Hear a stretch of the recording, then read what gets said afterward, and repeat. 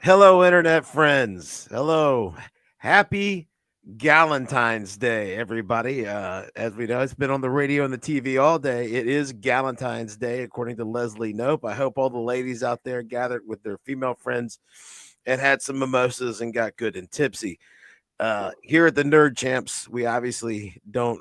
Well, I guess it's not as obvious as it one time would be, but these three bearded individuals you see in front of you are not gals, and we do not celebrate. Yeah, we do not celebrate Galentine's Day. So it is the time. Kevin Feige and Bob Iger have beset us again. Showings have started. Anthony Mackie's turn as Captain America has begun. Also, later But we not might, America. Don't yeah, get it doesn't represent America. yeah, not. There's a lot of those representations, and those representations shouldn't be America. They don't have to be Yeah. America Well, for get the name Captain. America. Yeah, Captain Shield guy, I guess is what we'll call it. So and we might dip into the America? I don't Thunderbolts know. and the Super Bowl trailer, and these kind of things this week. It is Nerd Side Champs. This is Nerd Side Chats. Uh, uh, our weekly divulsion into this. I am Dan. Next to me is Tim Hyphen. Subscribe to at Nerd Champs. Below us is our friend Jason, our frequent contributor. Bear with me. As an early Valentine's gift, my wife has given me the flu, folks. So if I sound odd or if I dip out, it's because I'm like doing hideous things that you don't need to see and hear. And I might have to dive in and out this week. But back to the matter at hand. We are here and we have brought some visual aids. This will be the last semi well informed conversation that me or Jason and maybe even Tim are going to have about Captain America Brave New World, because up until now very few people have seen it. I feel like very few people may ever see it, but Yeah, I don't see a situation in which we're going to talk about this again. I just don't. Well, I'm not going to be able to make informed discussion because I will never see this movie. Jason will never see this movie, and all we could talk about is the anticipation and the fallout. I Which might is all. watch it on Disney Plus if I'm just bored. But Yeah, I'm not spending money on going to a theater and watching it. yeah, no, and I feel like I would. I don't believe it. I don't want to do that. And uh the projections opened. The first ones I saw were is up to 95 million. In the final hours, this opening weekend projection, it bumped to 105 out of nowhere, up to 105. But before that, it had dipped all the way down to up to 70. Now, Yeah. I know anecdotal evidence is not conclusive, but we do have visual aids. Yeah. For those watching along, Yeah. me and Tim are in the Dayton, Ohio area. No, And this hold is on, the Cinemark Dan. app. Before you get into this, Yeah. I want everyone to remember that our good friend Jonathan at Comic Book Cinema got on us last October about when we were going to watch this movie. Okay, he really wanted to make sure that we nailed down a date and a time and that we could get tickets. All right, Dan, go ahead and continue. Yeah. Go ahead. Yeah. So, anyway, in the Dayton, Ohio area, the largest, nicest theater is a Cinemark theater. It's in a mall called The Green. It's the only IMAX screen in town. Now, I took these screenshots around 2:40. The earliest showing was 2 o'clock, so I missed that one. This was the second showing of any variety, right? This at in the showing was 2:30. No, yeah, 2:30, and it was 2:15 or something. Like I don't know. The showing was about to start when I grabbed this.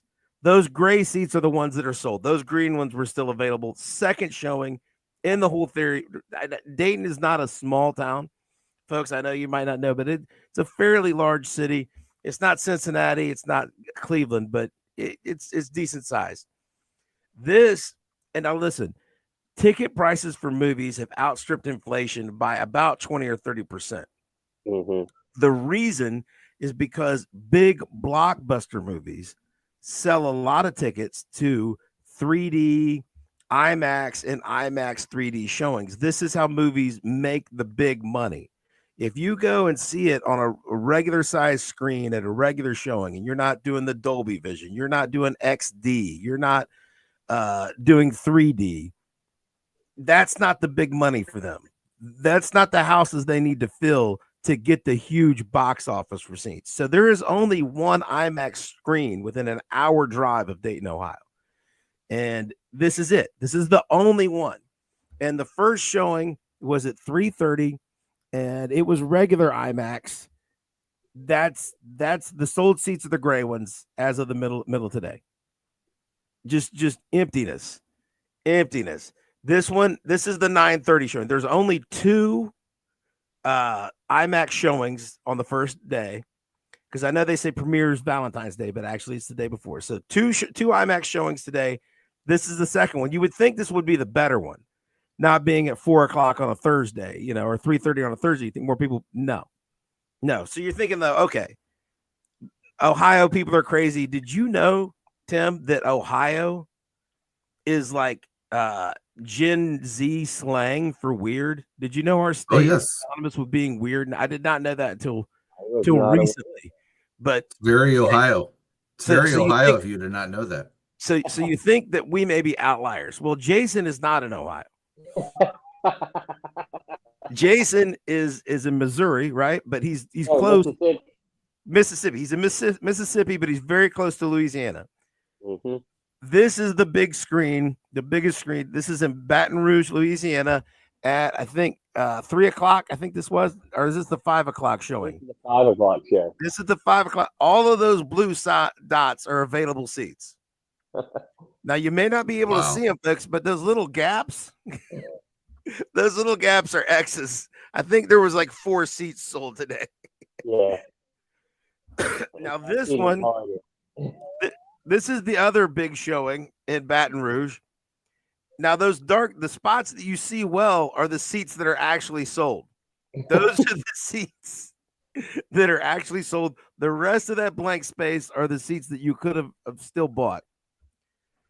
So with all that in mind, I know anecdotal evidence, but okay, let's make our predictions for opening weekend. Again, opened at around 90 up to. Me and Tim, we don't get to say up to as often as we used to. Up to is a beautiful word when you're a salesman. But anyway, they opened at up to 95. They bumped it to 105. They got all the way down to 70. We're going to start with guest first. Jason, what is domestic weekend total going to be for this disaster? I think $65 million. 65. Okay, 65. So, yeah. Okay, Tim, where are you putting it? Here's the thing. Okay, I'm sticking with 100. I'm going to give 100, give or take about 5. Okay, I'm gonna stick with it. The only reason is because it's not as hard to get to 100 as it used to be. In inflation and prices and all this, 100 is not the hurdle that it used to be. So I think we can get it to 100 this weekend. I think it's going to get there. And but I think, let's not mince words. 100 isn't good. Let's make sure that 100 is not good for a Marvel movie. That's terrible. Okay. Especially for something that's had the marketing budget that this movie has had. I just got back from Walmart because I did the last minute Valentine's thing. Okay.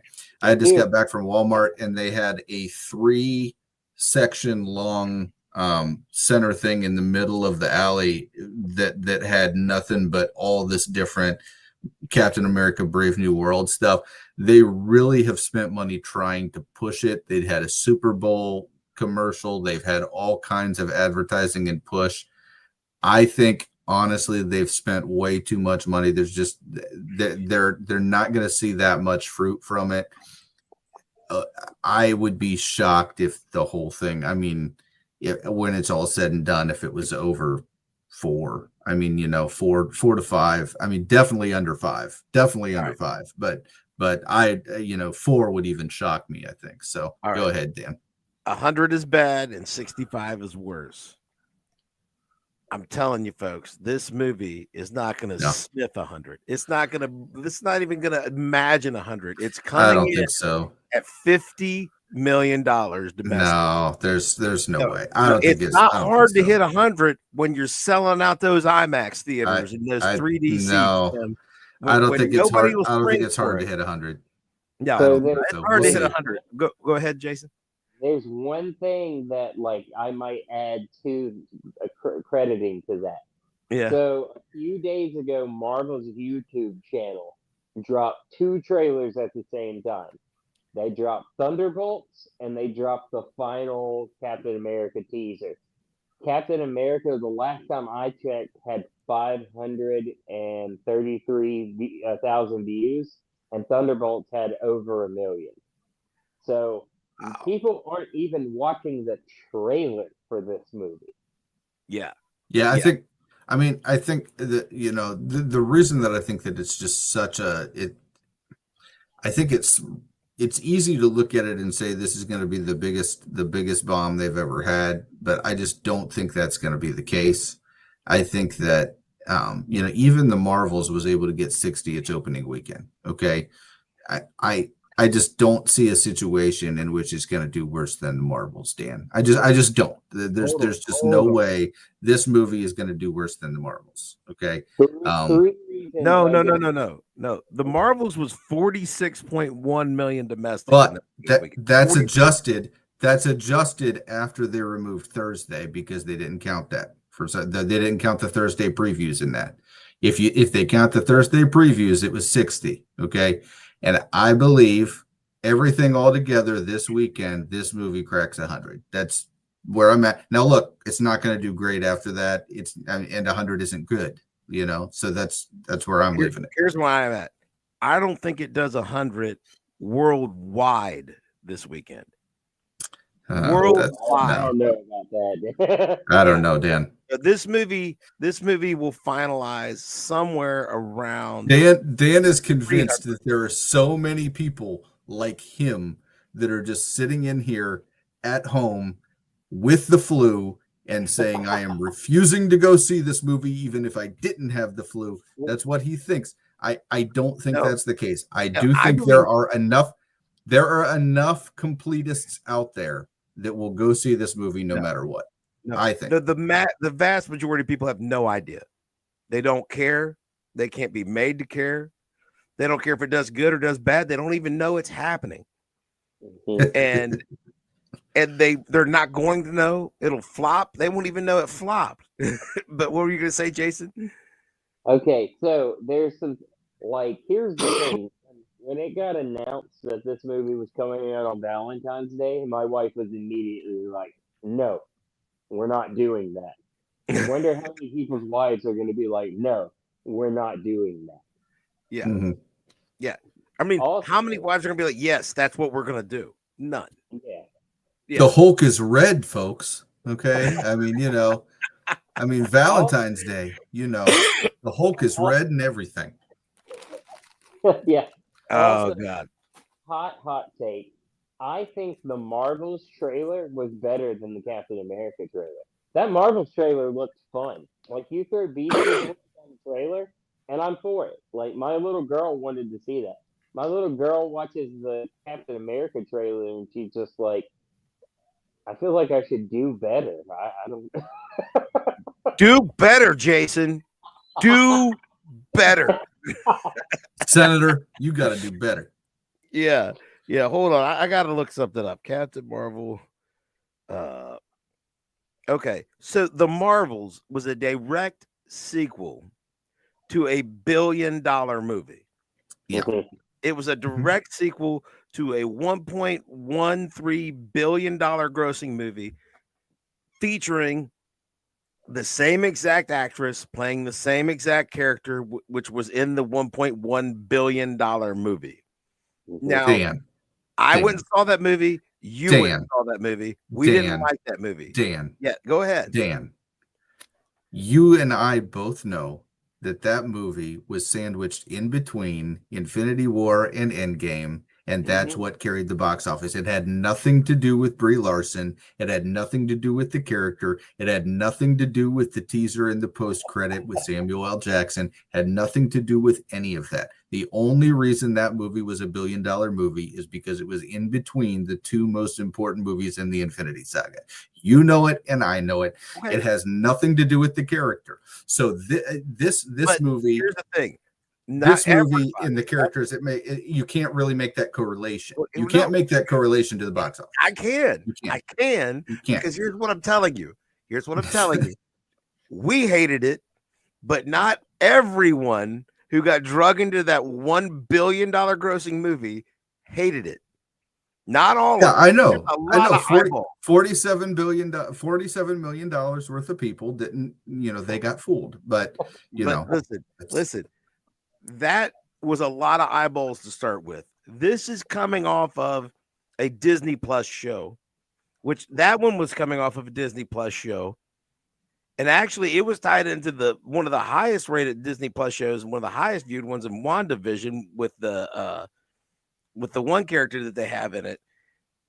But this is coming off one of the lower rated ones. The Disney Plus viewership numbers are awful. And what is this sandwich between? Nothing. Nobody's going to see this. What were you going to say, Jason? I'm trying to think of it. Also, a big thing, Brie Larson, as just off-putting as she is, didn't do something in an interview that would have pissed off half the country. Weeks ago. And that's, look, that's the one thing I had that I honestly expected the movie to do substantially better overall at the box office until he did that 2 weeks ago. And now that I would have sat here and told you 400 was like the floor. Okay. I would have been like, oh, it'll go over 4. I don't think it will now. I honestly, ever since he did that, I think that 4 is kind of going to be bumping its head. You know what I mean? So, also, can I throw one little those screenshots you showed in Baton Rouge? Yeah. That's about 45 minutes from Anthony Mackie's hometown. Listen, earlier today, I'm going to drop. He can't get financed for a shrimp boat. I mean, what's going on? Yeah. No, I was watching a video on Walt Disney World Pro, channel here on YouTube, right? And one of their panelists had bought 2 seats. This was recorded yesterday to go see it. The guy lives like 20 minutes outside of Orlando. Okay. Orlando. This is a company town, man. Like half the people in Orlando work at Disney World. Yeah. In the big IMAX showing at like 3:00 in Orlando, 2 seats were sold. 2. We haven't seen stuff like this before with Marvel. I did, and I did hop on the Snapchat before I hopped on here. And there were people in the theaters and they were showing how empty the theaters were. It was pretty crazy. So yeah, I did see that. It was pretty funny. And I feel a little bad. Like it shouldn't be this cultural point, but it has now officially made itself a cultural thing. Like where they thumb their nose at everybody, and then they don't understand why nobody wanted to come see their movie. Now, this is something that I didn't figure on. It is Valentine's Day, and you did talk about Snapchat and the social medias. We might have a few $1 million of ticket sales of teenagers looking for a place to make out because they're going to have a lot of privacy. Brave New World showing, you're gonna have a dark. Jason would have tried it. yeah. You're gonna have a dark room almost completely to yourself for a couple. The driveway, the drive-in will be an empty parking lot. Just just go have fun. Yeah. So don't even climb in the back seat. Climb up on the hood. Ain't nobody looking. You got a truck bed. There you go. Have fun. Yeah. But you don't need a camper. But nope. Yeah. So Where are we at with these comments, Dan? Yeah. Looks like we got quite a few I here. need to get so. these rolling. Okay, respect to Dan. I will also not be watching Cap 4. See, Thug Dog is a discerning person. He's not going to waste his time or money. Me and Jason know how you are. Then we've got Jon Snow knows nothing. Which of Cap 4 and Thunderbolts will gross least and why? I think Thunderbolts is going to make a decent little profit. I really do. So here's where I'm at. I don't think either one's going to make a profit. I think one will make more than the other at the box office. I think Thunderbolts might beat it at the box office, but I don't think either one's going to be a profitable movie. I mean, how much do they spend on these movies now? They spend 200-300 million at least, maybe even more than that on them, right? I mean, well, reportedly, Captain America: Brave New World was made for $18 and $23 in Burger King gift certificates. That's what they spent. They traded in $23 worth of Burger King gift certificates and 18 actual dollars in cash. The BK gift certificates were for Harrison Ford. He likes Whoppers. He wasn't even able to get cheese on his Whoppers, and that's what they paid him in. So that's reportedly. I mean, it was up to like 350, 380 million, but then they're like, no, $18 plus $23 from Burger King gift cards. So hopefully, those 2 IMAX tickets that they sold, that'll cover it. That doubled the money. That doubled the money. Yeah, they're way in the black. I think just given the weekend that this one came out, I just can't see a situation in which it out earns the Thunderbolts. I just don't. I mean, even though the Thunderbolts is basically, a bunch of people that nobody cares about from all the other movies. That's basically all it is. Now I just can't see a situation in which that release date versus this release date, it's not substantially better. Here's another thing. I didn't bring graphics for this, but Captain America: Brave New World opened on Rotten Tomatoes with a critic score of like 47%, and it has only ticked its way up to 51. Yeah. Now the critics and Disney pays for those too. Yes. We know that they do. Okay. Yeah. They've been caught. We've seen that they pay for those. So the fact that they are getting diluted out by actual critics that hated the movie, that's not good. Well, and here's the thing. Also, all critics, real, shill, or otherwise, are culturally, philosophically predisposed to give a little extra credit to this movie, if you know what I mean. They're lined up to be excited for Black Captain America, and if they're giving it a 50%, if you add the paid bias and also the cultural bias among that group of people, and you can't get the word of mouth on this film, it's awful. It's going to be awful. Yeah, it's going to be worse. Yeah. I will say, okay, our good friend Travis, who may or may not be joining us later, he hasn't decided yet. He did send me a message, but our good friend Travis from With Travis is doing a review on this movie tonight. He did see it today. He did say, and you guys don't have to worry about spoilers with us because we haven't seen the movie, by the way. Okay. Yeah. But and if we did, it kind of sounds like it's not a movie that you would care if we spoiled anyway. But Travis said it wasn't the train wreck I was expecting. Okay. So that, I think part of that is the expectations that you go in with, if you go in expecting it to be an awful, terrible dumpster fire, and then you don't get that, it ends up being one of those things where you're like, well, maybe it wasn't what I thought it was. It still wasn't good, but it wasn't as bad as I thought it would be. And that's kind of where I've been with Marvel over the last several years. I've gone in with very, very low expectations in almost every project, TV, movie, whatever, and it ends up being not as terrible as I thought. And I was like, okay, it still wasn't good, but it wasn't, I didn't want to gouge my eyes out and, jump off the balcony. But with a few exceptions. One of them being Falcon and Winter Soldier. So well, at least for me. Yeah, I mean, and I'm not as low on that project as some. I think that it had a good front half. I think the back half was terrible, and I think that overall they had a lot of missteps along the way. But I think that there's a lot of things in Marvel that I expected to kind of get us to a better position, and they didn't. And so yeah, that's just kind of now I look at this and I see these two projects that are very different, and I think the fact that they're very different and they're not with supremely popular characters, they're hoping that one of them will carry the other one. Yeah. So Barry Allen, so I can't even go see MCU movies for post credits anymore. And here's the thing, man. Post credits used to be like you could always say, "Hey, at least I got that good post credit." You know what I mean? You used to be able to say that if you didn't like the movie, right? We weren't overwhelmed with Thor: The Dark World, but boy, that post credit, right?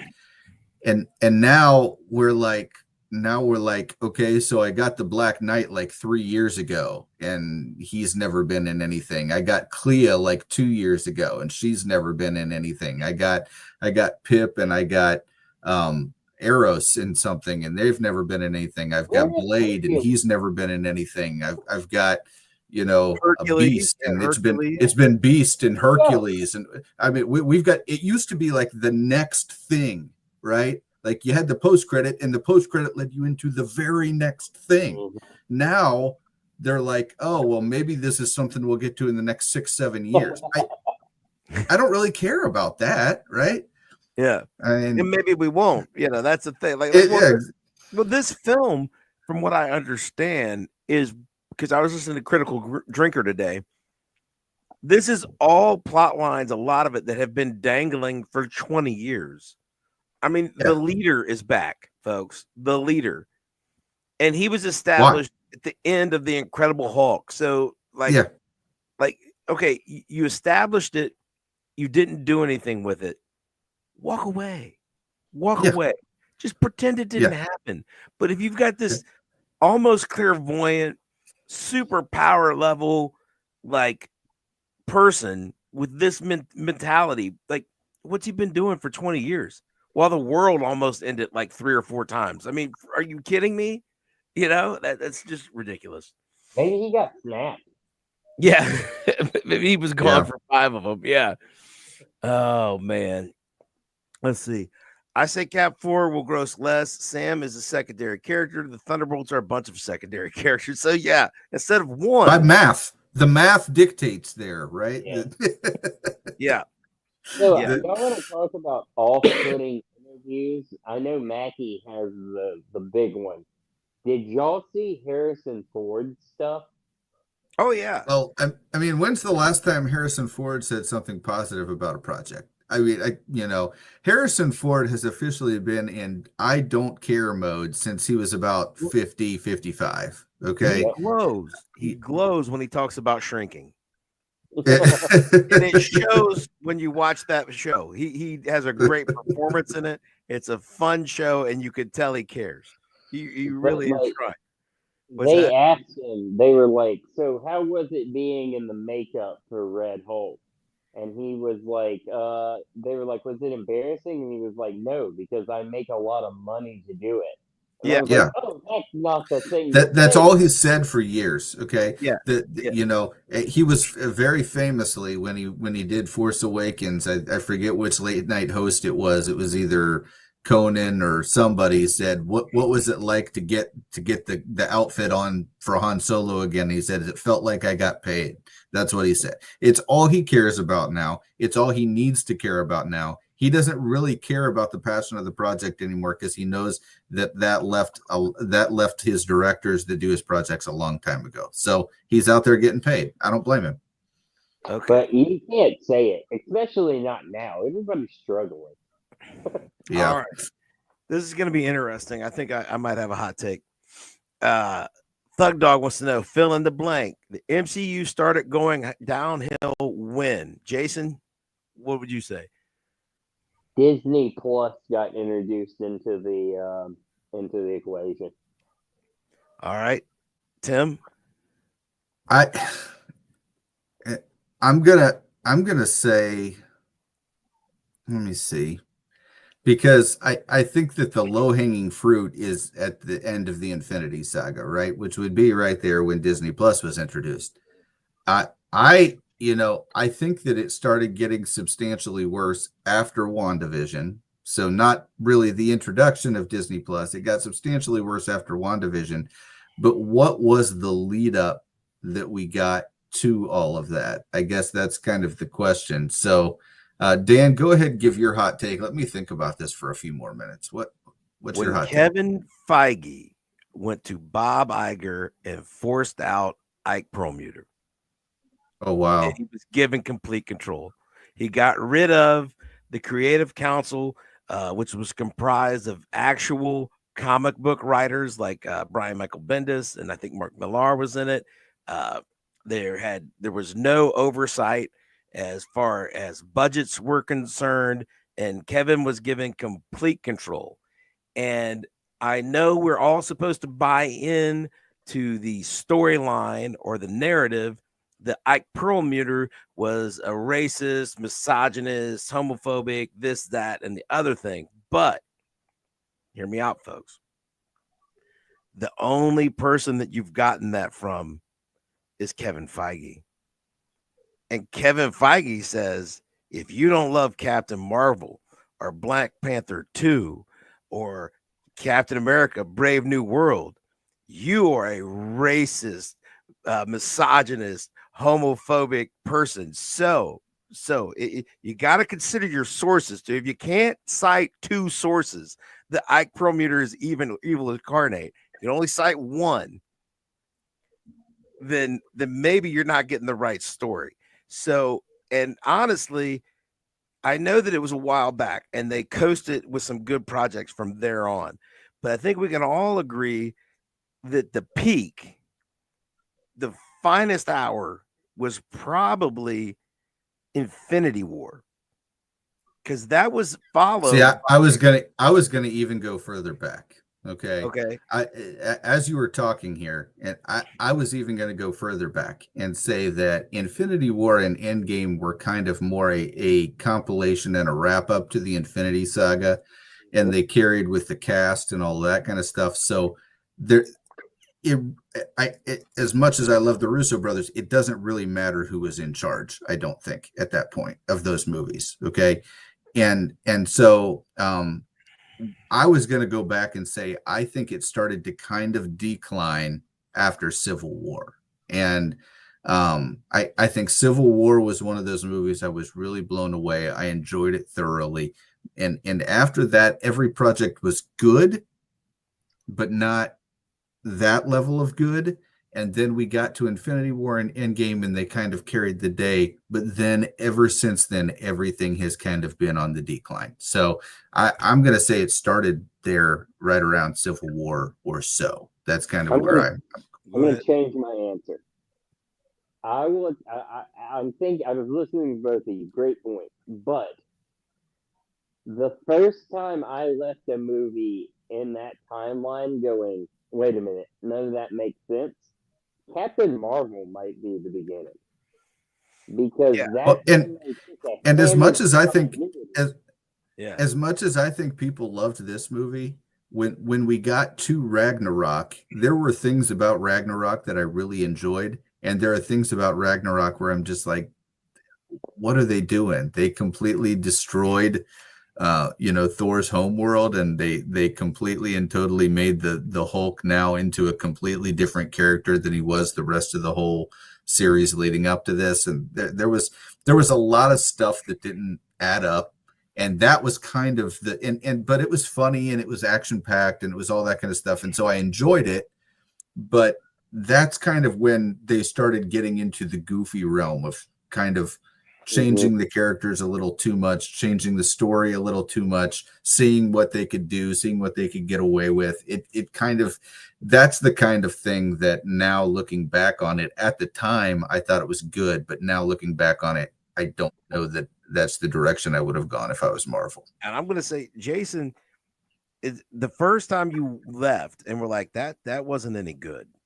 That was just passable. That I just killed 2 hours of just like wasting time. Was Captain Marvel. You got tricked into like thinking there was something important here.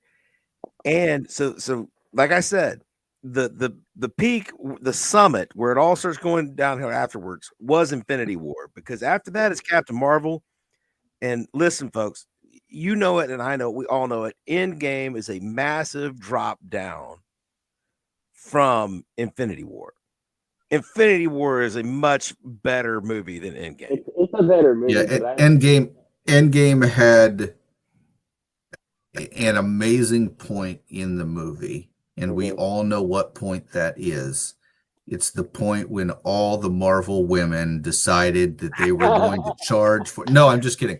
Okay, but no, there's an amazing. But seriously, there is an amazing point in that movie on your left, right? We all know that that's a great point in that movie. It kind of leads to the whole compilation. Tony sacrifices himself. It was a great ending. It really was. I will agree with my good friend Dan. I was not a fan of Dad Bod Thor. I was not a fan of Smart Hulk. I was not a fan of all the stars that aligned in order to make this happen, with the Rat basically bringing back Ant-Man in order to come up with the idea of time travel. There's just so much. So Endgame was not what we really remember, but that moment and the way that it ended was a great swan song. That's all I'm going to say. The dude Thor, with the rug that ties the room together, that Thor exists for one reason, because you had to nerf Thor, because Infinity War was like, that was Thor at his absolute most powerful and badass. He came with Stormbreaker and he brought the pain for Thanos and he almost took him out. You couldn't have him do that. You couldn't let him do that again in Endgame, because you already told everyone that the most importantest movie that they had ever could see was Captain Marvel. So she had to take out like 20 ships in Thanos' fleet all by herself and be the one who almost takes out Thanos, not Thor. Thor had to be over here fat and out of shape and like excited to even be able to pick up his own hammer and crazy stuff like that. You had to nerf Thor so that Captain Marvel could shine, which is problematic at the very beginning. You're already crapping on your legacy characters to build up your new ones, just like you have to make. Wasn't it Endgame where we established that Tony Stark, he's not all that smart when he runs into a Wakandan. When he meets a Wakandan little girl, Tony Stark is not that smart. I mean, no, that was Banner. That was Banner, but yeah, I get what you're saying. Yeah, Banner or Stark, none of them are all that smart compared to her. I think she says that she's way smarter than Stark. So, again, this is where it starts at Captain Marvel and it goes forward. Everybody that we've built up before now must be torn down, because we can't build anybody up beside them. We have to tear them down, and it all started with Captain Marvel. If you thought Shuri was smart, Dan, if you thought Shuri was smart, you have not yet been introduced to the wonderful Riri Williams, because you have not seen Black Panther 2. Okay, so you just wait. The smartest of the smartest of the smart is coming up. Okay, that's right. Oh, you are not gonna believe it. Oh no, I won't believe it, because I will never see it. No, Dan, this is true. Okay, I'm not making this up. Okay, you're gonna think I'm making this up when I say it. Okay. They did not. They referred to her like several times when they were trying to find somebody. Okay, they could have referred to her as any different various smart sounding thing. They referred her as, we're looking for the scientist. Okay, she was the scientist, not the geologist, not the the scientist. It was the craziest thing, man. Okay, so anyway, about the fourth time they said it, I was just like, oh my gosh, they couldn't come up with a word. Marvel under Feige. What's that? Go ahead. They did say that quite a bit. So. Like the fourth time they said it, I was just like, oh my gosh, they can't come up with a word that sounds smart. Here's the thing. Marvel under Feige was so desperate. They were just desperate to be inclusive. And they're digging through their character catalog. And they were jealous because DC had a bona fide hit in Wonder Woman. Oh, yeah. But here's the thing. Wonder Woman is part of the triumvirate of DC characters. She is the top 3 most popular DC characters to ever exist. Are Superman, Batman, and Wonder Woman. They're the Trinity, right? So DC doesn't have to stretch to have a uber powerful, uber popular female character. She's baked in. She's the first female superhero. She's probably the best female superhero. It was a killer writing job. It was a killer writing job. Gal Gadot just delivered it, and it was lightning in a bottle. And I can't believe you're dead on, Dan. That's exactly what they did. They saw this happening over at DC, and they just thought to themselves, they're just like, we can do the same thing with the character nobody's ever heard of. It's going to be amazing. It's ridiculous. Well, and here, if you all want to know, Captain Marvel is actually Shazam. That was originally Shazam's name was Captain Marvel. If you were around in the 50s, that's who Captain Marvel was. He was actually more popular than Superman for a long time. But and wasn't he Captain Thunder at one point too? They changed it to a lot of things after Marvel took the name from him. But so here's the thing. But he had declined in popularity. The Marvel Age of Comics is born with the Fantastic Four. And Marvel Comics and Stan Lee are like, this name is out there. We're Marvel Comics. We should have a Captain Marvel. And they tried to make that happen for so long. And there's so many versions. It started with Ms. Marvel, right? Yeah, the original version that Carol Danvers is part of, the continuity of, it was a guy, and he was a Kree, I think, and he was like, he wore the quantum bands, and he was on Earth to infiltrate for the Kree or whatever, but he fought with the Avengers in the Kree skull, whatever. What I'm trying to tell you is the original Captain Marvel that Carol Danvers is a part of was a dude who died, and then she didn't even take the name. She was Miss Marvel. She was Warbird. She was all kinds of different things before she became Captain Marvel. In the meantime, Photon, who was in the Marvels, was Captain Marvel for a while. I think before she was ever called Photon. Yep. Miss Marvel they've had a lot of characters called Captain Marvel. None of them have ever been very popular. Okay. Or good. Yeah. But here's the thing. Wonder Woman was out. They wanted a popular woman. They already had one with a super popular actress in Black Widow. But that wasn't a super powerful character. They wanted Wonder Woman. They wanted their Wonder Woman. They wanted popular and powerful. So, and they thought they could make anything popular because Guardians had just came out. So they're like, we're just going to grab Carol Danvers, slap her in a Captain Marvel movie, and we're going to just print money because everybody's going to love it. And it's like, dude, like this character has never been there. It never was there. It never was there with the Guardians, but you had a guy with James Gunn who could take a little bit of the raw materials and make his own thing. And actually, I think, if anything, the Captain Marvel movie is a little bit too comic accurate. It's based a lot in that original Captain Marvel story with the Kree, but that's a story nobody ever cared about. It was never popular in the comics. You know? Yeah, I feel like Brie Larson, when they cast Brie Larson, I think that they thought they were going to get more out of her as an actress. And I think, and to be fair to her, I don't think that the writing was especially good in that movie. I think the writing really left her hanging out to dry. And I do think that she, as an actress, left a lot on the table. It was not what, it was the exact opposite of what they did with Wonder Woman. With Wonder Woman, they wrote the part perfect. The sets were perfect. The money was spent really well. Gal Gadot just nailed it home. It was the exact opposite. Everything else just came together in Wonder Woman. And then we saw in Wonder Woman 84 that can all fall apart. Yeah. So, you know, it really is the direction, the production, the actress. It's all those things, you know, it's all those, the writing, it's all those things put together. It's not just one thing. And that's what just makes this. We all just watched Skeleton Crew. Yeah.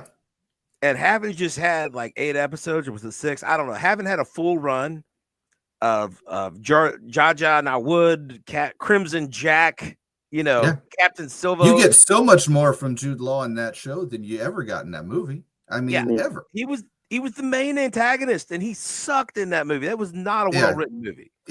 Yeah, fantastic. He was fantastic in Skeleton Crew. I mean, and when you know you've got somebody and you know what their talents are, you've got to work towards those. And they didn't do anything with Brie Larson at all. And I had just seen her do a halfway decent job in that Skull Island, the Kong Skull Island. I thought she did a really good job in that movie. And so the fact that it just wasn't really written well, produced well, and she didn't deliver, I mean, it just kind of sucks. But and it was the beginning of the end for Sam Jackson's Nick Fury too. It was, and I mean, after that, we all knew it's not going to be the same after this, and they turned him into a low-level analyst pencil pusher who only rose to power because he ran into Carol Danvers. And it completely undid the first Avenger movie because Samuel Jackson's whole argument is we just found out that aliens exist in Thor. Yeah. So there's that. And on top of that, like one of the greatest mysteries that they set up perfectly in Winter Soldier, which is one of my top 5 Marvel movies of all time, was the last time I trusted somebody, I lost an eye. God. And when they delivered that it was a flipping cat, yeah, that was the beginning of the end. It's a space cat. A space cat ate his eyeball. Wait a minute, Dan, hold on. Dan, you haven't seen the Marvels, have you? No. Oh my goodness, Jason, he doesn't know about the cats. He doesn't know about the cats, Jason. What? Did they find the cat's homeworld? Dan. Dan. So many more of the cats, and that's how they saved. That's how they smuggle the people out. Is the cats eat all the people so they can get out and then vomit them back up? Okay, this is a true story. That's after the musical number. Feel better every day that I've never saw it. It wasn't that. It was to the whole thing was happening to memory from Cats, if I'm not mistaken. Isn't that correct? Oh, God. They actually stopped the movie in that Marvels movie to do. It's that stupid, Dan. It's that stupid. See, it all starts right there in Captain Marvel. I mean, you're introduced to the cat. Without that cat, none of that happens. The Marvels is a way darker movie. Yeah, they want it. You say they want it more out of Brie Larson. I think Brie Larson expected more out of them. She expected a movie that wasn't crap, and she didn't get it. She got a movie that was crap, and we just didn't really see it at the time. We thought, oh, that wasn't as good, but no, it was portending things to come. So, Dog, what is a reasonable plan to get the MCU back on track? Now, I know what me and Tim's plan is. Reboot. Okay, so we've got a unanimous. It's got to be a reboot. Here's the thing. The longer we keep going, the more I'm convinced I don't know that they really are going to do a reboot. I kept thinking to myself, well, when we get to Secret Wars, that'll be it. When we get to Secret Wars, that's going to be the implosion of the multiverse, and that's when we're going to have one continuity for all of these characters. And the farther we get down this road, I just don't think that's what's going to happen. I don't. I think that they're going to leave all these universes out there. I think they're going to leave us in separate ones and separate storylines in each one. And it's going to be confusing as can be. It's going to be just like the books. And the one thing I loved about the MCU for years is that it was not like the books. It was one linear story. Each section was a chapter that directly correlated to the one before. I don't want to watch something from the 616 and then something from a completely different universe. I don't want to watch that. I want to watch something that matters in one story. And That's one of the reasons I'm just not looking forward to it. The closer we get to Secret Wars, the less likely I think that is going to happen. And so the fact that you're saying, what would I do in order to save the MCU, or what was it? What can we do to get the MCU back on track? I don't know that there's a reasonable plan. I think that they're kind of everything's by the seat of their pants right now. That's the way it feels to me. I don't know. I think their plan is to just keep doing what they're doing. They have no plans of reboot at all. Yeah. I keep hearing people talk about a soft reboot with Secret Wars and Doomsday. You've gotta pull the plug and just start over. DC's doing it. Yeah.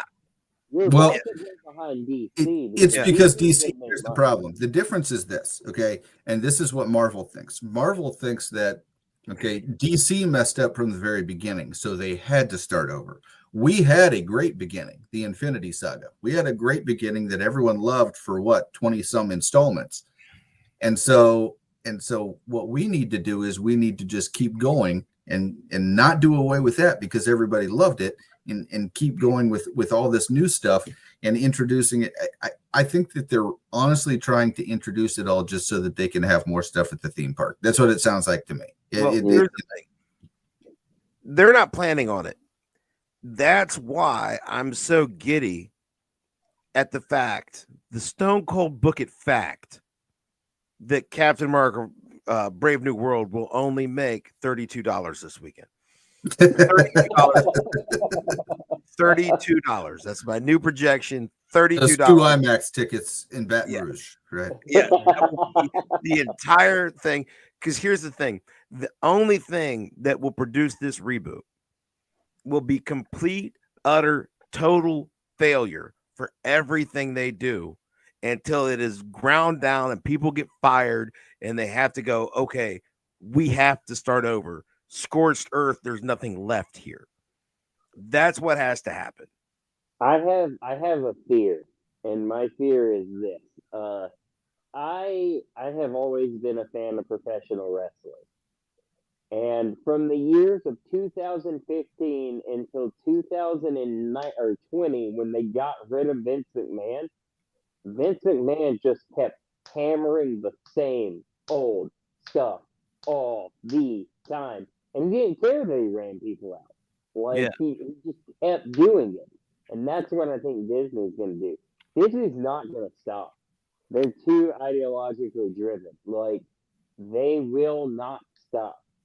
They're about to have the worst 2 months back to back of any movie company, probably. Oh, yeah. They're about to drop this, and then they're going to drop Snow White. And my prediction for Snow White is under 20 million opening night or opening weekend. Yeah. Snow White, it's got dozens of problems. You got Rachel Ziegler, the most toxic celebrity in all of anything. You've got the creepiest dwarves you have ever seen. This is like nightmare fuel from a horror movie. Like they could be on a PlayStation 2 game. I mean, it's bad. My dreams.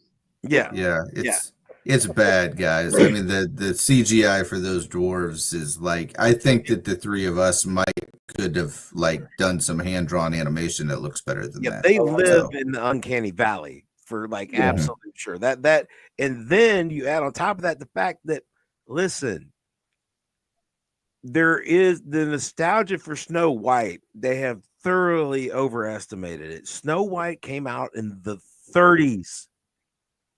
The 30s. I'm the old man on this podcast. I'm 45 years old. To have been nostalgic about the original Snow White release, you would have to talk to my grandmother. My grandmother, not my mother, my grandmother. My grandmother, God rest her soul, has been gone for about 20 years. There's not worldwide. And here's the other thing. Disney was not releasing these films worldwide on the scale in the 30s that they were in the 90s. So the European nostalgia for Beauty and the Beast and Aladdin and The Lion King that existed to sell tickets globally does not exist for Snow White. The people in China were not watching Snow White in the 30s. Yeah. I'm And gonna and put honestly, Snow White is the one princess where, as classic as the story is, you go back on it and you say, okay, it was revolutionary. It was the first full-time animated feature. Awesome. Okay, first full-time animated feature. But that is like the standard of all Disney movies. To me, when I think of the standard of Disney movies, I think of Cinderella. I don't think of Snow White. And I think that I think you're right, Dan. I think that they have drastically overestimated how many people really wanted to see a brand new version of Snow White. I think they have totally overestimated that. They're going to regret it. They really are, especially because they chose Rachel Ziegler. And anyway, we don't want to get down the rat hole on Snow White, but yeah, I think it's going to bomb. There's no doubt. So they're down a wrong hole. So anyway, Barry on is slow. Is there a hidden gem in the current universe continuity that you guys can see yourselves enjoying? Are you pretty much in the depths of the spirit till a reboot? Here's the thing. I'm going to be honest. I like and enjoy way more things than my friend Tim here. You wouldn't believe it by the way I'm talking now. So I find plenty of stuff to enjoy within this. I actually get a little mad at myself when I do enjoy a thing or when a thing performs well, because I know anytime they even have a modicum of success, like Deadpool, they learn all the wrong lessons. That's the problem. Yeah. Like Deadpool and Wolverine is completely mocking them and where their universe is at this point. That's the whole point of the exercise. But it gave them more money to do all this stuff that they're doing. That's exactly what it did. And hope. It convinced them that they're doing things right somehow. Like, how is that the lesson you take? But anyway, in the realm of that, I'm perfectly fine enjoying things. Tim is complaining about Ragnarok. I think Ragnarok is amazing. I like Love and Thunder. I wasn't complaining about Ragnarok. Go back and listen again. I wasn't complaining about Ragnarok. I was saying that kind of started a little bit of the decline. Just because they started getting weird with characters. Now, listen, but people don't like Professor Hulk. I grew up reading Peter David Hulk, right? That was a smart Hulk. So smart Hulk doesn't bother me. In the Infinity Gauntlet, those of you who don't know, the comic book series that Infinity War is based on was just called Infinity Gauntlet. Infinity War was actually the follow-up miniseries. But anyway, that was a smart Hulk in that crossover. That was not Savage Hulk. It was a smart Hulk. So the smart Hulk doesn't bother me. If they wanted to bring in the gangster Hulk that's gray, cool. Oh, wow. Yeah, let's do all these things. But the continuity is broken. It doesn't line up. It doesn't make sense. It's spun out of control, and there's too much. Adding multiverses did not help. It made it so much worse exponentially. I mean, it made it exponentially worse. And like I look at the question here: is there a hidden gem that you would? I mean, I could see myself finding a way to enjoy Daredevil if it's done well. Like it's going to be set off from the rest of the MCU a little bit. The Hell's Kitchen stuff is going to kind of be its own thing now. But I mean, just based off what I saw in the Echo series, I don't know that they're going to be able to divorce it from the MCU enough for me to say that I'll enjoy it completely. But if they do that, then I think it'd be something that I could watch and enjoy. But I don't know. Liked Moon Knight. I thought Moon Knight was fun. I enjoyed that. It was bonkers, and it was okay. It was okay. He's going to complain about the hippopotamus now. He's going to tell you. Dan knows me too well. Yes, the cartoon hippo was terrible. Anyway, move on. Yeah, I just like the bonkersness of it. Yeah, I like the bonkersness of WandaVision. I just didn't like them almost trying to punish me for figuring out their story. Yeah, that was kind of where I felt like Marvel was like, all right, I'm getting real tired of you people figuring out where we're going.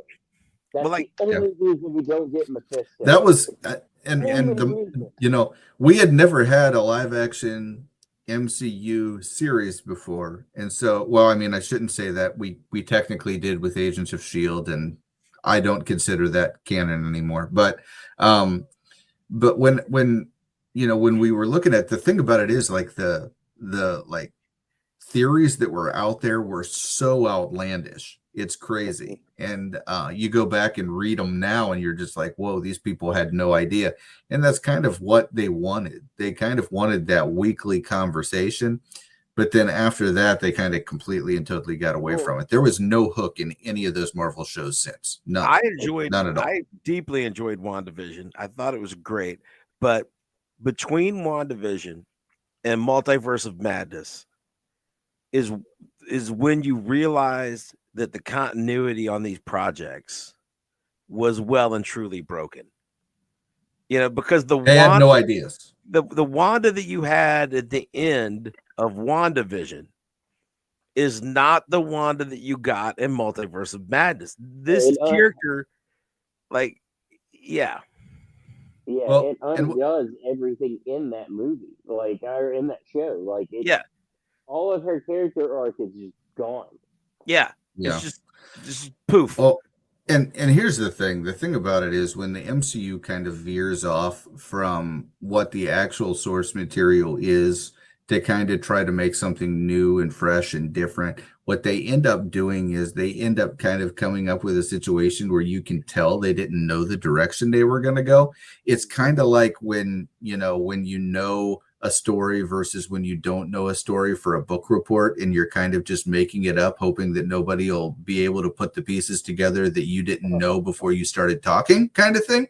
Yeah. And that's good. I mean, just take a look. I mean, Iron Man. Just give me a 10-second plot for Iron Man. A guy that builds weapons, builds a suit, and ends up defeating some terrorists. That's really cool, right? But then you start getting into the goofy stuff where it's just like, okay, Thor has a dad bod, and Hulk is really smart, and there's time travel, and there's it all sounds like you're just making it up as you're going along. It doesn't sound like something that has a strong core that's based in a source somewhere, and that's exactly why I think people just don't cling to it as easy. So I'll enjoy plenty of it along the way. It's prolonging what I want to actually see happen, which is a reboot. I've enjoyed every Tom Holland Spider-Man movie so far. I think me too. If there's another one of those, I'm on board. Yeah, the only good thing that's came out of multiverse stuff is No Way Home. Having the Andrew Garfield, McGuire, having them all come together was fun. That was a fun thing in the movie. I enjoyed it. You know what I'm saying? It was fan service. I mean, let's call it. It was a little fan service, but I think that there was nothing in No Way Home that made me say that completely and totally destroyed everything that came before it, unlike all the other projects that are kind of around it. So yeah. Jon Snow knows nothing. I can see a situation where DC overtakes Marvel as the must-watch comic book franchise. That is an absolute guarantee. This summer. Yeah. I'm still saying it. I mean, Superman is going to beat all three Marvel movies combined. Take their box office total. Add it. I mean, do you think it'll hit $1 billion, Dan? Do you think it'll hit $1 billion? Yes, I do. See, I think so too. Our good friends over with Bone Bridger and John Automates, they don't think so, and I think they think it's going to be somewhere in the 7, 8s. I think. No. I think it hits over $1 billion. I do. So, yeah. Hey, can you give me 1 second? I'll be right back. I gotta go grab something. Sure. Right. Go ahead, bud. All right, but hey, Man of Steel adjusted for inflation is like $900 million in today's money. And they did not promote that movie. They did not promote that movie at all. At all, compared to what they've done for this Superman. And I feel like that it's going to be a huge push. And when you get there's like a handful of characters, like it's a one hand, like 5 or less where if you put them out there, it's almost a guaranteed billion. And Superman is one of them, right? Yeah. You got Superman, you got Superman, Batman, Spider-Man. I mean, there's only a limited number of them. You put it out there, it's almost a guaranteed billion. And Man of Steel, and he's one of them. Man of Steel made $900 million in today's money, right? And Superman isn't even in that movie. There's no Superman in that movie. There's some douchebag who wears dark colors and mopes all the time. That's who's in that movie. And it's an abortion of a movie that no one should ever watch unless they're being tortured for war crimes.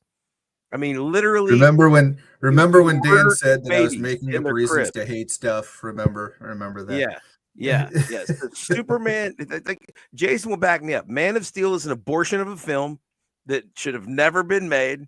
Superman isn't even in that film, and it made $900 million in today's dollars. Like when you adjust it for inflation, I did it the other day. I mean, there's no way it goes under $1 billion. There's just no way that Superman will go under $1 billion. And I feel like everybody that's looking at it and saying, I think they're going based off of other DC stuff and thinking, oh, well, if it supersedes that, it'll be in the 700-800. No, I mean, I think we're talking Superman. We're talking an easy $1 billion, but I don't know. Maybe I'm just out there. I'm going Cap 4 is going to be 300 million. Thunderbolts, maybe 4. Yeah. Thunderbolts, I'm calling it. That'll be 3. 350. 4. So I think it'll get good word of mouth. I'm going 3 and Cap gets 4. Cap gets 4. Thunderbolts gets 3. That's what I'm at 650. I'm at 650 on the 2 is where I'm at. And then I say that FF maybe gets 6. So I'm going 12.5. 1.25 billion is you're gonna have to get 1.3. About 1.3. I say Superman 1.3 and it beats all 3. I think Superman gets to be 1.7. Ooh. I think I wouldn't go 1.7, man. That wasn't even Deadpool and Wolverine. I wouldn't go that high. I wouldn't go that high. It could beat Deadpool and Wolverine. Yeah, it's not rated R. Deadpool and Wolverine's rated R. So. I don't know, man. I don't know that it beats Deadpool and Wolverine. I just don't think it will. It does. Easy. I'm gonna give you the Arnold Schwarzenegger from Arsenio Hall when T2 was coming out. He came in the jacket and he told Arsenio, "It will be the biggest movie of the summer." The biggest movie of the and he said it like 10 times in the interview, and they would flash it on the screen. The biggest movie of the summer. The biggest movie of the summer. This will be the biggest movie of the summer. What's that? I miss Arsenio Hall, man. I do. It's a great show. Anyway. Yeah. I believe in this Superman movie. I really do. And here's the thing: people are going to take their kids. Nobody, unless there were young kids in the theater with me during Deadpool, but I just don't. They shouldn't have been. Let's just call it.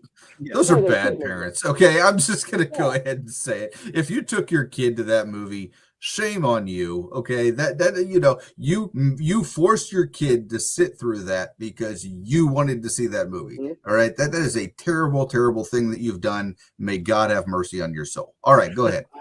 I will never forget the first Deadpool. I'm sitting in there getting popcorn and whatnot. And this kid walks up beside me who had to have been 5. He had to have been 5. Same thing happened to me. He was wearing a Deadpool outfit. And I looked at his mom and I was like, "Are you sure you want to be taking your kid to this?" And she was like, "Nah, there might be some language." And the entire time, there's a pegging scene in that movie. And I'm like, there's this kid here.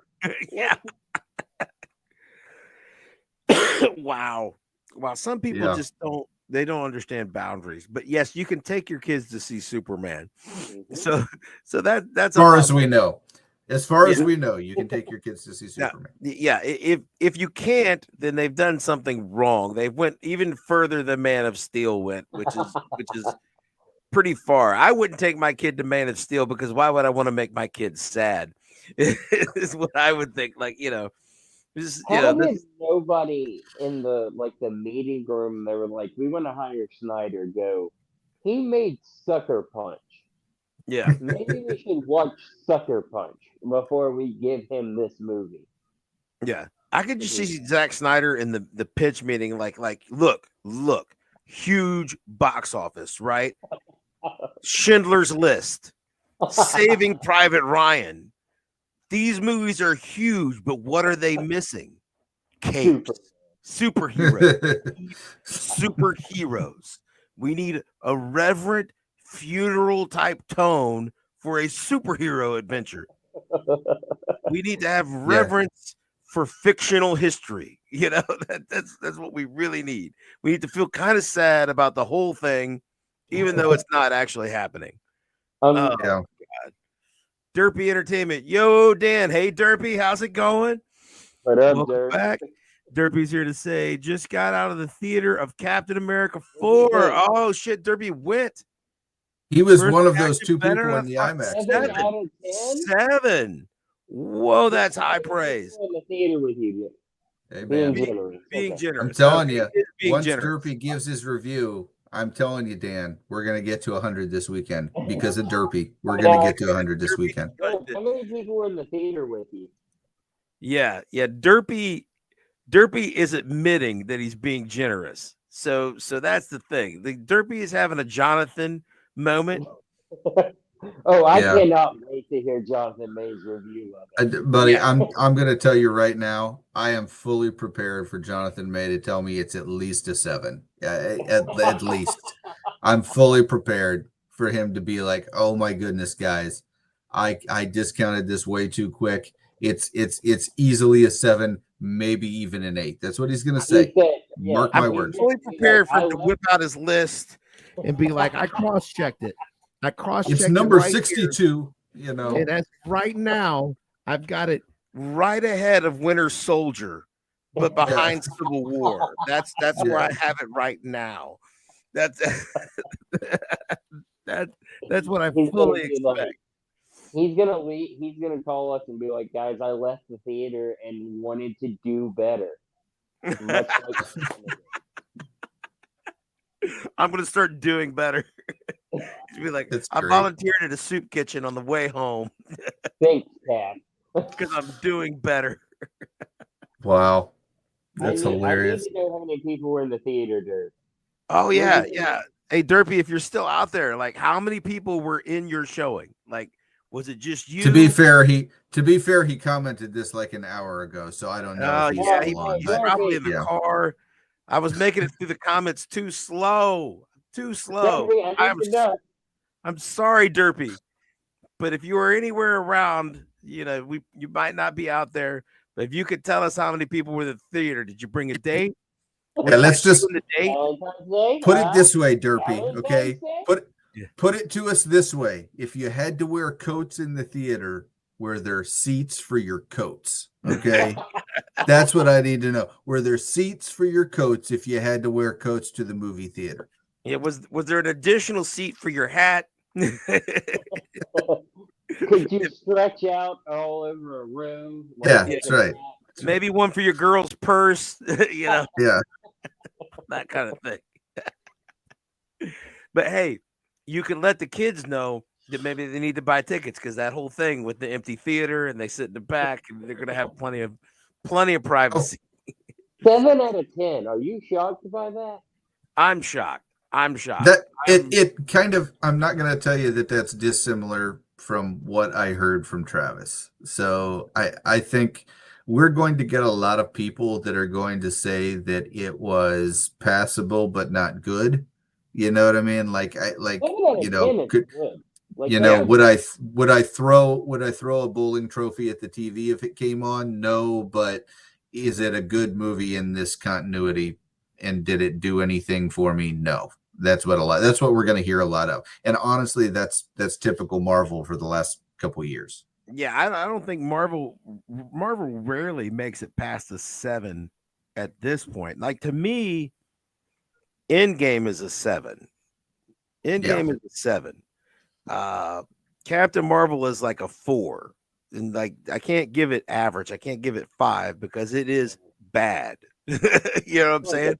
In my book, it's Yeah. and Endgame is. I've always said like you can't even put a rating on Endgame because it's more of an event. Like, Yeah. and, I Yeah. mean, the last 45 minutes of that movie is just,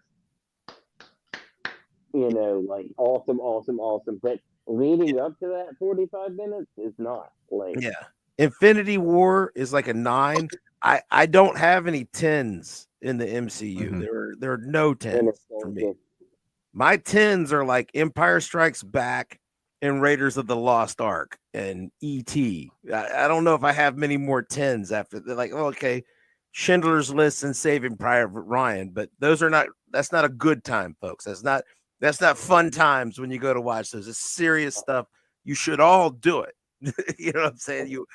But don't expect to eat a bunch of popcorn and feel uplifted. And feel good about yourself. Yeah. That's Yeah. I think you could make an argument Winter Soldier is about a 10. Winter Soldier is fantastic. Yeah. Winter Soldier, in my mind, is still the best MCU film to date, and for a variety of reasons. But one of the reasons was they didn't overthink it, man. They didn't overthink it. What do people like? People like action. People like twists, and people like a story that they can follow. It doesn't take a rocket scientist to do this. Twist, you give me those 3 things, right? You give me those 3 things, and awesome. You know what I mean? Being totally infiltrated by Hydra was a huge twist that nobody saw coming. Yeah, and because Alexander Pierce, I mean, he was not like that in the comics, okay? Right. And honestly, and they got Robert Redford. Now that should have been the key because that's the Marvel thing. Whenever you get the big name, that's the bad guy. Jeff Bridges and Jude Law, and right. I mean, whenever you get the big name, that ends up being the bad guy. But Robert Redford, I mean, Alexander Pierce, he only had like 3 or 4 appearances. He wasn't, and he was just some lackey in he wasn't this big thing. So I just thought, this is just there was a twist with that. There was a whole twist with the whole thing with Fury, right? Because, did he die? Did he not die? That was the whole thing. So honestly, I feel like that movie kind of set the standard really, really high. And there were a few movies afterwards that kind of said, okay, we're going to try to one-up that a little bit. I think Civil War tried to one-up that, but to me, I still think Winter Soldier, just beginning to end, was just so much better.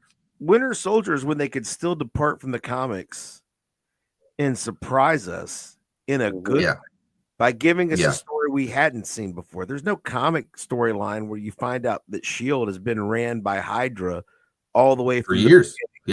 Years, like Hydra was really the foundation for S.H.I.E.L.D. and Hydra's running everything. That's not established in the comics.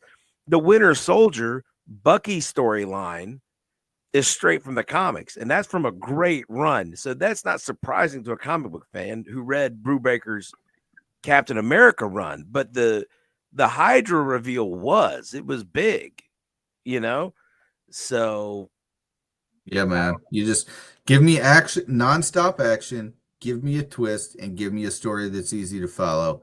That's what I want, man. You know what I mean? And Marvel, they're overthinking everything else, man. They're thinking they got to throw nothing but twists.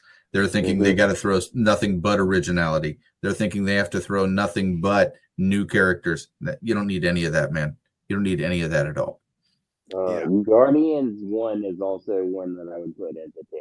I love that Guardians 1 movie. I don't know about a 10. It's a good movie. It's a good movie. I wouldn't put it at a 10. I wouldn't. Yeah, like again, I've got like my list of 10s is very short. I mean, like I can confident that like there's only a few. I don't put anything at a 10. Anything. Name a movie. Me, I don't put anything at a 10. Nothing. I don't put Citizen Kane at a 10. Empire Strikes Back is not a 10. No. What? It's like an 8. It's great. Don't get me wrong, but it's a very movie. It's my favorite Star Wars movie. It's my favorite Star Wars movie. It is. Yeah. No, it's not a 10. And Raiders of the Lost Ark is the best action adventure movie ever made. I like So- Raiders, but it's not a 10 for me. Jaws is a 10. See, Jaws kind of drags and is slow, but to me, Raiders That's is an not absolute 10. building tension, Dan. Nah, no.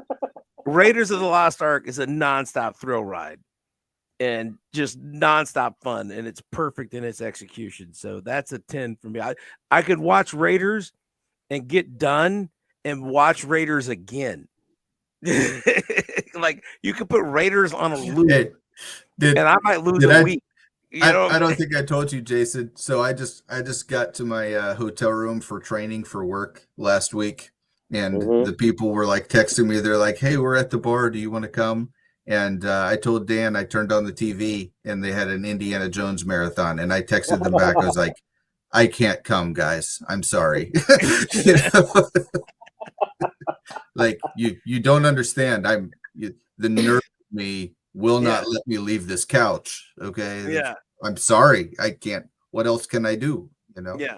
Yeah. You're like that. Like when I was a kid and I was driving and I got home, if Freebird came on the radio as I was getting like, you have to stay in the car. I mean, like I can't get out of the car. This is 11 minutes before I'm going inside now. Here in the driveway. Parents like, what are you doing? Freebird came on. I can't turn that off. Like, you know, Ronnie Van Zant's ghost will come kick my ass. Is what will happen if I turn this off. I don't know if I told you this. My hometown that I'm in, it's not my hometown. My town that I'm in, I can like literally drive about 10 minutes down the road and I can go to the plane crash site. Oh wow. Like I knew people that saw that plane go down and like drove out there. Oh wow. Like yeah, awful day of music history, but it's cool that you're there. You know? Yeah, I mean it was a terrible day. There's like a big like monument to them about, like I said, about 10 minutes. I usually pass it going to work on machines. So that'd be a cool place to make pilgrimages, you know, go see. But yeah, I mean that's if you're ever in Mississippi, I can take you. We'll take you up on that. Yeah. But so anyway, we were gonna try to cover Thunderbolts. I think a little bit, but you know, we'll have more time probably leading up to it when it. Here's one thing. You mentioned a Super Bowl spot. I didn't see a Super Bowl spot for Captain America. There was one.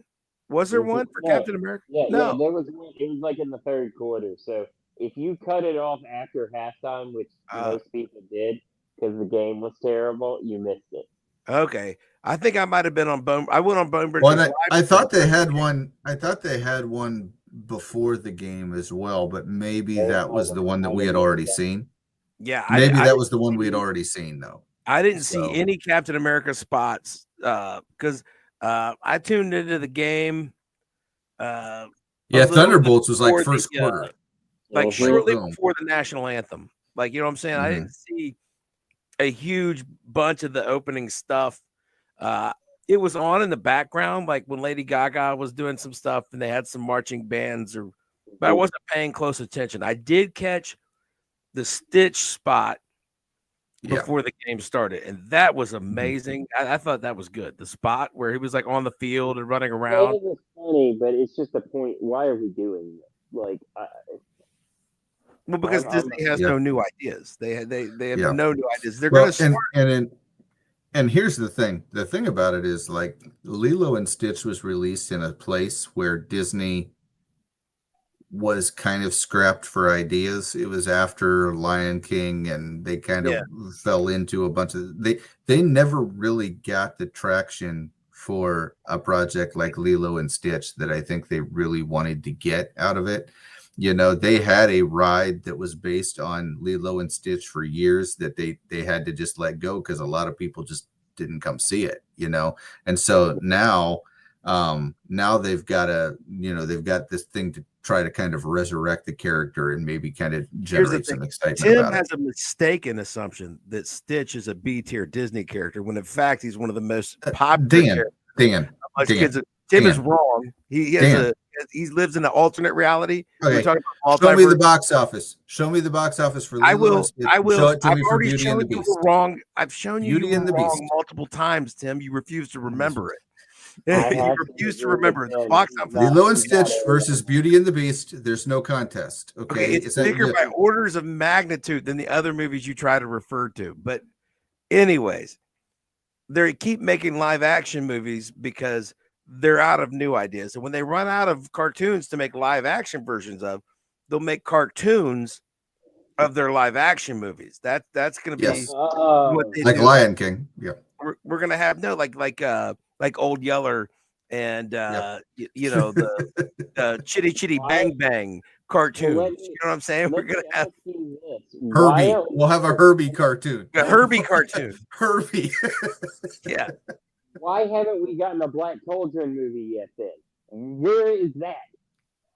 Yeah, Well, see- yeah. Give me a live action Black Cauldron, and I'll Well, see see, you there. They have bad feelings about the Black Cauldron because the animators all loved it and they were really showing off, but like it didn't perform well because the story was too dark and it kind of was an underperformer at the box office. So My kid loves that movie. My 8-year-old loves the Black Cauldron. yeah, Shout out to Disney Plus. but hey, they still they got a ways to go. They got the Black Cauldron. They got Oliver and Friends. They got the Rescuers and the Rescuers Down Under. The Rescuers. Treasure Planet. Yeah. Planet. We've got the Great Mouse Aristocats. Detective. I mean, who Yeah, doesn't want a Aristocats. live action? I don't know. You gotta do some sniffing around in Aristocats. Like there's a lot in Aristocats. That's the problem. Yeah, I mean, who doesn't want live action Great Mouse Detective? Like you know, with a real photorealistic mouse. The brave little More toaster. emotion than that. The brave little toaster, Dan. Yes, Oh, Yep. the actual toaster, just tink tink tink tink tink. So, anyway, the Stitch spot was cool, but the early film, like you got $8 million to drop. And we were 5 days away from Captain America opening. And the film that they wanted to push the most at the Super Bowl was Thunderbolts. They put Thunderbolts ahead of Captain America because I feel like at this point, they actually have more confidence in Thunderbolts than Captain America. Well, I think Cap's box office, no matter what happened at the Super Bowl spot, I think that Cap's box office was already baked into the cake, and they knew that, and so they're like, we might as well promote the next thing so that once Cap 4 tanks, people at least have that fresh in their mind when it released in what, a month? Is it a month, 2 months, something like that? So so anyway, I think that was their line of thinking. Comic book day release. Yeah. They always have a comic book movie on pre-comic book day. Yeah. So I don't know. We'll talk more about Thunderbolts at another thing because we've went a little long on Captain America. But are we doing Reacher next week, Dan? Are we trying to do that? I think I don't. When's it drop? I don't know if it drops in time. I don't know if it dropped in time either. We'll have to see. Yeah. Reacher season 3. Are y'all going to do Reacher instead of Daredevil? It's going to be February 20th. It drops on our broadcast days. I don't know if when they say the 20th, I don't know if that's Wednesday night at midnight. Is that 9? Yeah, or is that 9? You know, that day? I don't know either. So we'll have to see. So yeah, it doesn't have the time on what I'm looking at. So I don't know. I mean, if it drops at midnight on Wednesday night, we can have it watched by Thursday at 9. So yeah, we're doing Reacher. We're trying to branch out. You know? Yeah. We're going to get a little broad. Yeah. That'd be great. Yeah. It'd be good to get a good look at the new Batman. The new Batman? Oh, which new Batman? What are we talking about? There's like I know what he's talking about. The guy who plays Reacher is going to be the new Batman. Oh, Alan Richardson. Oh, yeah. Well, Alan Richardson, yeah. I don't know. Tim would like that. Tim wants a mountain of a Batman. So I always say that makes it obvious that he is Batman. I don't think he could pull off and it's a whole other debate about whether or not he works in live action. Anyway, but but no, we're gonna start Reacher, if not next week, the week after. Depends on when the episode drops. But again, we're on the Nerd Side Champs channel, but me and Tim are the Nerd Champs. You can find us on at Nerd Champs. We are also on ADHD Nerd Champs, where all of our shorts will be appearing. And Jason, where will they find you? I'm at Instagram at JasonGaunt413, and also I have multiple podcasts. One is called Your Imaginary Podcast, and the other is Jason Explains It All. And I'm just everywhere doing weird stuff. So, all right. So next week we'll see you guys back. Until then, have fun and try not to watch anything that makes you too mad.